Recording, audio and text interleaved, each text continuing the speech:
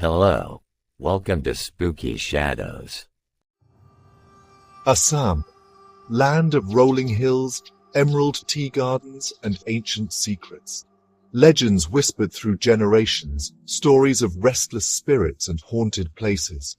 One tale, etched in the heart of Assam's history, speaks of a sprawling tea estate, shrouded in mist and fear. Locals spoke of the old bungalow, its windows like vacant eyes staring out at the world, abandoned, decaying, consumed by the tendrils of wild jungle. It was a place where the air grew heavy, where shadows danced in the moonlight, and the silence was broken only by the rustling of leaves and the distant cries of nocturnal creatures. Some dismissed it as mere superstition, tales spun to frighten children, but others knew the truth, whispered in hushed tones. The tea estate held a dark history, a tragedy that stained its soul, leaving it forever marked by the supernatural.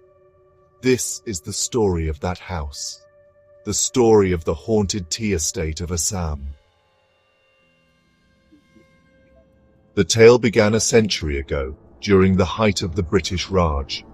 The estate, then a beacon of prosperity, was ruled by a stern, ambitious tea planter named Alistair Cavendish. He was a man consumed by greed, his heart cold as the mists that blanketed his plantation. Cavendish, it was said, cared little for his workers, exploiting their labor for his own gain. He hoarded his wealth, isolating himself within the opulent walls of his bungalow. But fate, as it often does, had a cruel twist in store. One stormy night, as rain lashed against the window panes and thunder shook the very foundations of the house, Cavendish vanished, gone without a trace, leaving behind only whispered rumors and unanswered questions. Some whispered of a workers' revolt, a rebellion against Cavendish's tyranny. Others spoke of dark magic, of ancient spirits angered by Cavendish's disregard for their sacred land.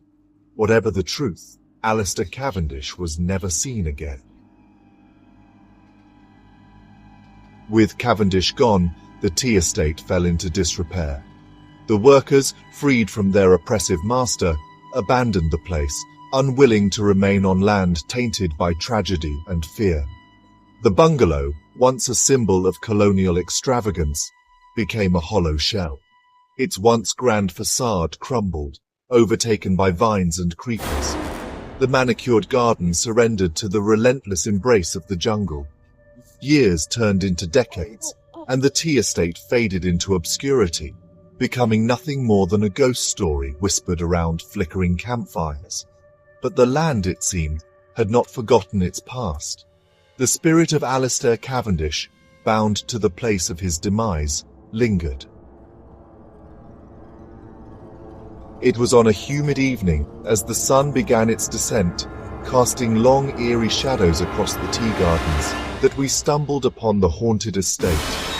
We were a group of 4 friends, drawn to the allure of the unknown, eager to experience the thrill of the supernatural. The air grew heavy as we approached the bungalow, the silence broken only by the crunching of gravel beneath our feet. A sense of unease settled upon us, a feeling that we were stepping into a place untouched by time, where the veil between the living and the dead was thin. Section 5. First Encounter. A Glimmer in the Darkness. As we cautiously made our way through the overgrown gardens, our footsteps muffled by a carpet of decaying leaves, a flicker of movement caught my eye. In the distance, through a shattered window pane, I thought I saw a light. It was just a fleeting glimpse, a flicker of something out of place in the abandoned house. But it was enough to send a shiver down my spine. Could someone be living in this desolate place? Or was it something else, something far more sinister that stirred within the shadows of the bungalow? Section 6. The Unseen Guest Footsteps Echo in the Night. We decided to investigate, our curiosity outweighing our growing unease. As we stepped inside the bungalow, the air grew noticeably colder. The musty scent of decay filled our nostrils, mingling with the sweet, cloying aroma of overripe mangoes. The silence inside was absolute, broken only by the sound of our own breathing. And then, we heard it. A sound that sent a chill down our spines. Footsteps. Slow, deliberate footsteps echoing from the floor above. Someone or something was moving within the haunted halls of the bungalow. Section 7. A presence revealed. The ghostly apparition. We froze, our hearts pounding in our chests. Our eyes darted nervously around the room, searching for the source of the sound. The footsteps grew closer, each step heavy with an unseen menace. And then, we saw it. A figure, shrouded in shadow, emerged from the darkness at the top of the staircase.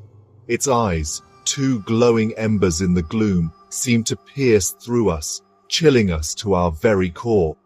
The figure moved towards us, its form shimmering and indistinct in the dim light.